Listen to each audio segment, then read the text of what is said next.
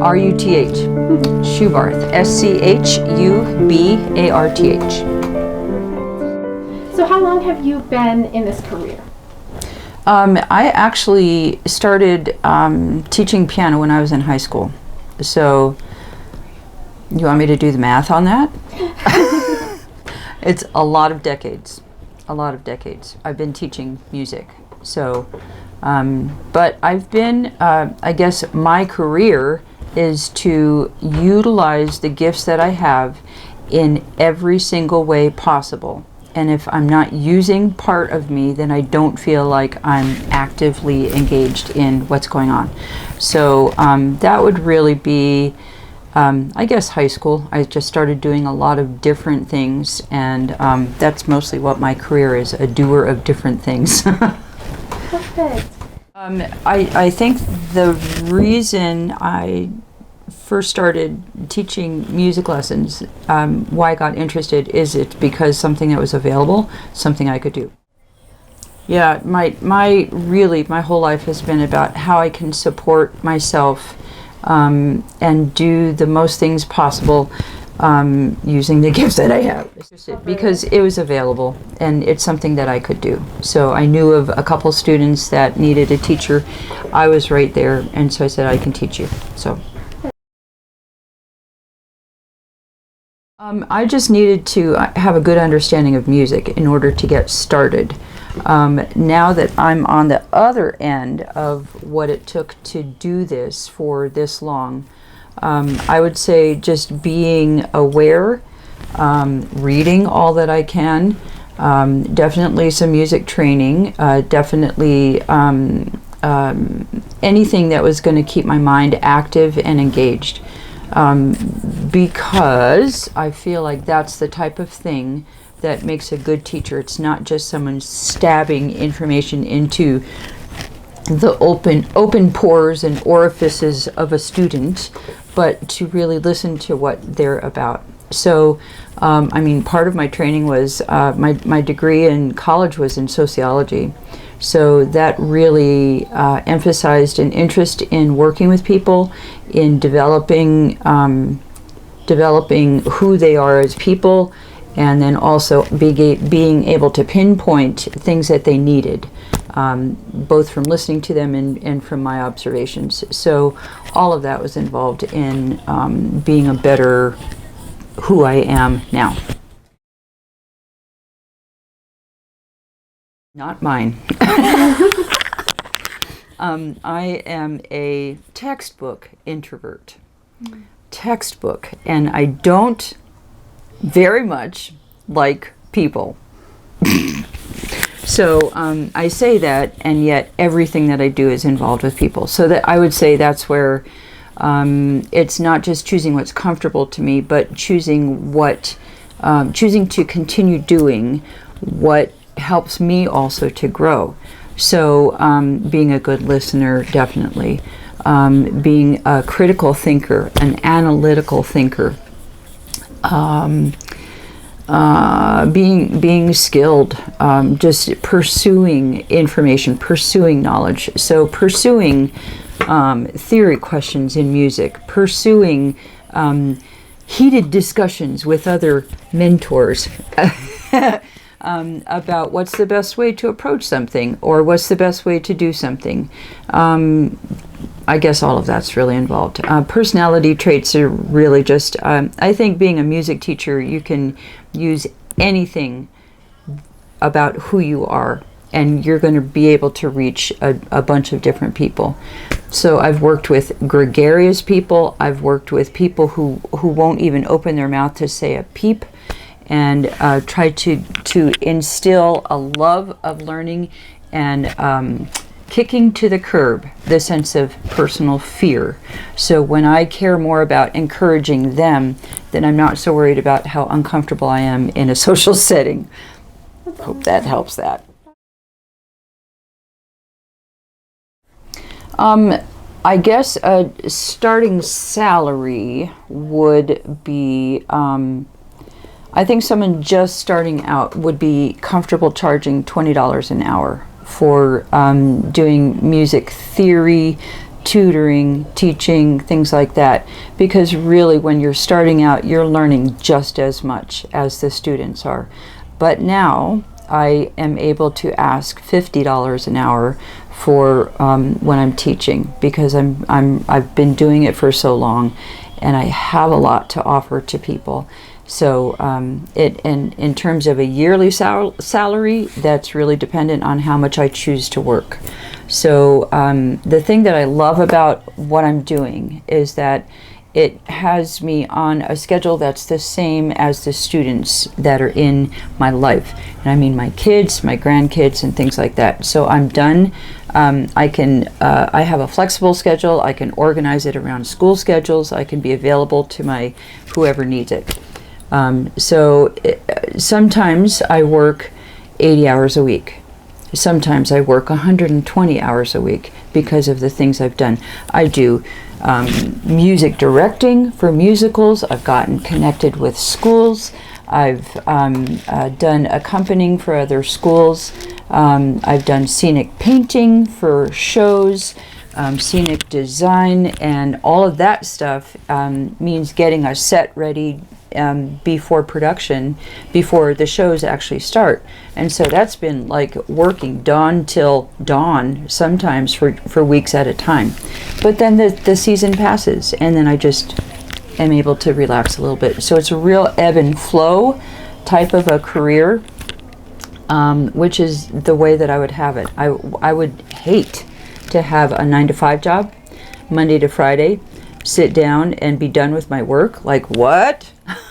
I'm just always making stuff, doing stuff. I'm very creative. The visual arts are also very important to me. So how much do I want to work? That's what my salary is. Most common would be starting the day, and then before COVID hit, heading up to school and working a few hours in the morning, a few hours in the afternoon, sometimes teaching lessons at lunch with people who are not in school. I've taught many elderly people. I've taught preschoolers. I've taught homeschoolers.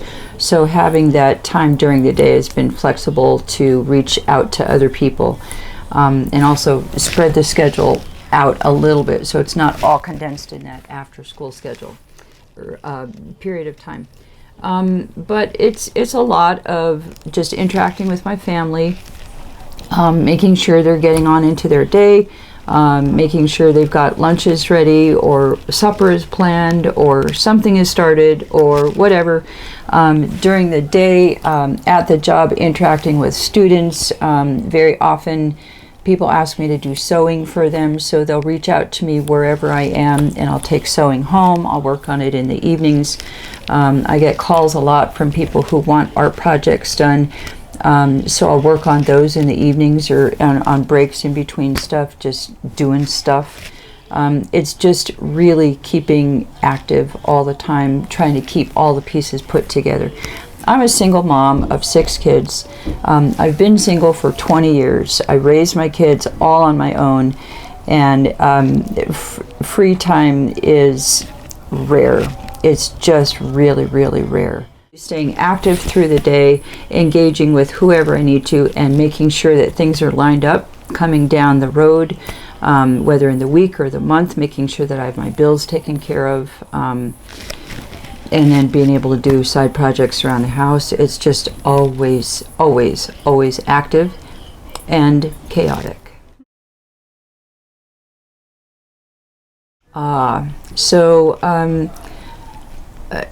You keep on saying this job, and I'm laughing inside my head because I do probably like 10 different jobs all the time. So that's just part of being a creative person, is being able to find that niche that is multifaceted, that fits with my multifaceted personality and my interest in my brain. So that is definitely one of the pluses, is that a schedule and an income and the jobs that I do all encourage me to do more creative stuff all the time. So that's one of the things that I really like. Is it dependable income? No, it's not. Do I get paid when students don't show up? No, I don't. Do I have to, am I always scrambling for the next hustle, so to speak? Yes, I am. So that's not been fun, but it sure keeps me reminded about where to put my faith and my trust. It's not in myself, although I'm definitely involved, but it's trusting that things are going to arise, that I will be provided for and my kids will be. I've seen it all along. I cannot believe how little income I have made along the way. I really can't believe it.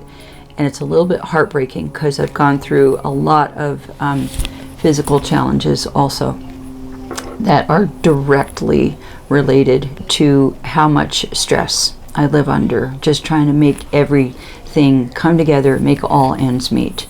So that's been a definite downside. I would say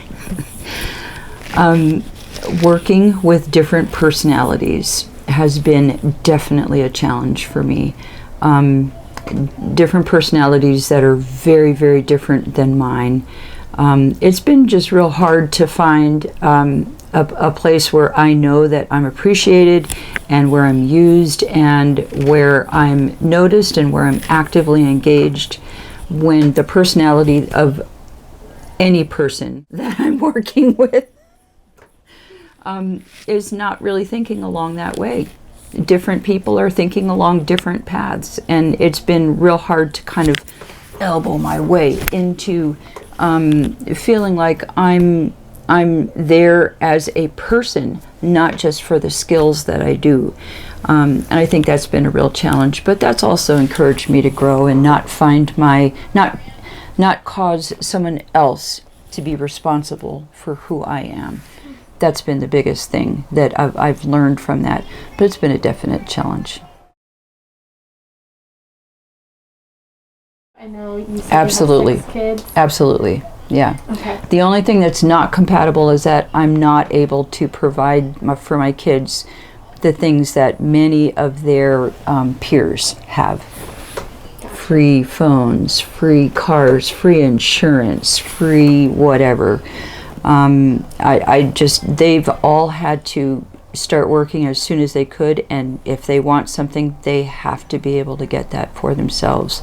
So I've been sad about that, but my kids, as they've grown up, they've all thanked me for that, because they work with people who have had just everything just passed out to them.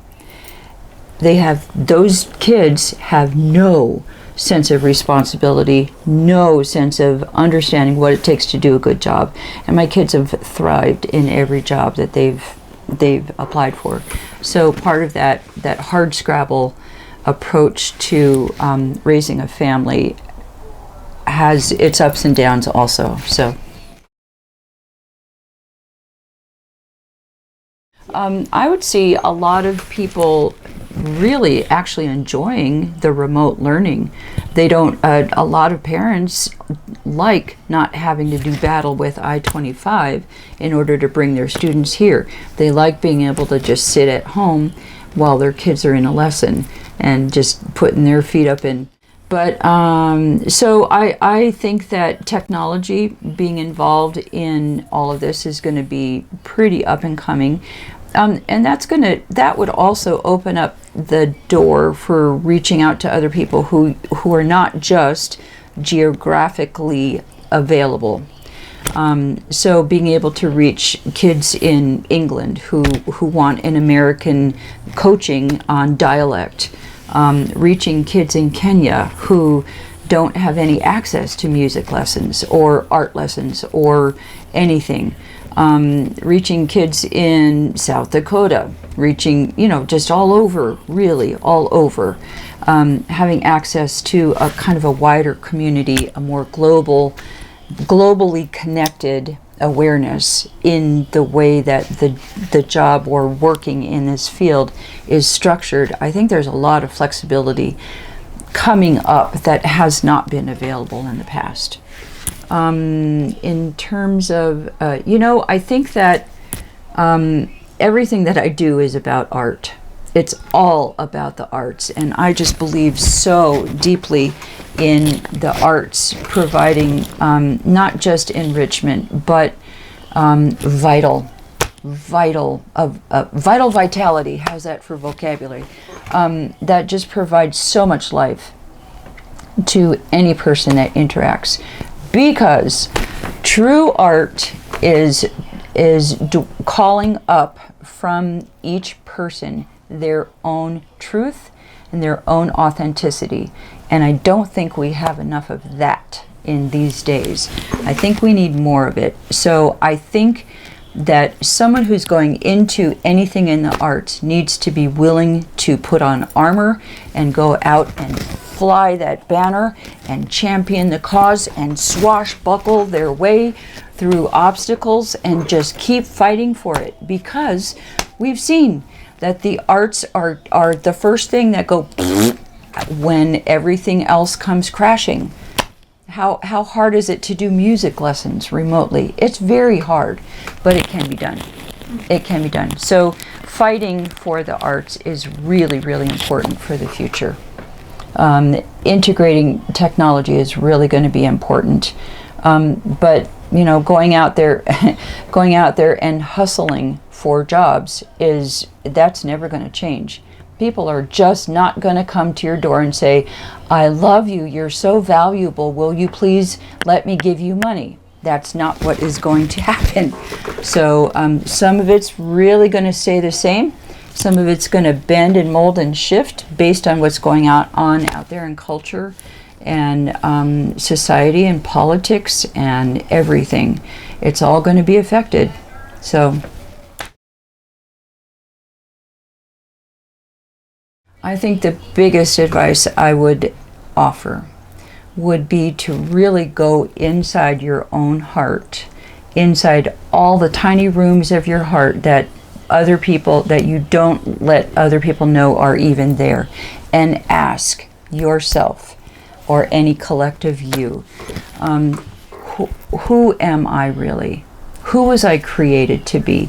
And what is it that is going to pull out the most of me, not necessarily in a comfortable way, but what is going to help me grow the most? I think too often people go into careers because of other people's expectations, other people's esteem. Like, oh, I just love football players. Oh, I love football players. Football is the best. You need to go into football because I like it. Too many people succumb to that. And then we have unhappy doctors. We have unhappy grocery clerks. We have unhappy garbage men. We have unhappy art teachers, because people are doing things for the wrong reasons. Or maybe they started out doing them for the right reasons, but then things shifted and they didn't have the courage to shift along with how they were changing and growing inside. So being authentic and being honest and being courageous is the biggest thing that I try to instill in everybody that I come across, whether it's someone who's giving me money to make them better at what they want, or someone's giving me money for services or whatever, or just the way that I live my life, especially with my kids. Be true. Be true. That's the only advice that I have.